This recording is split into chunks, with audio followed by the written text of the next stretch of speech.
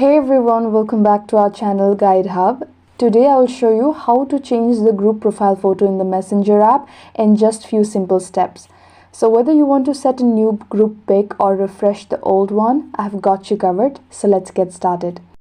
Okay, now first open your Messenger app. Scroll through your chats and tap on the group conversation where you want to change the profile picture.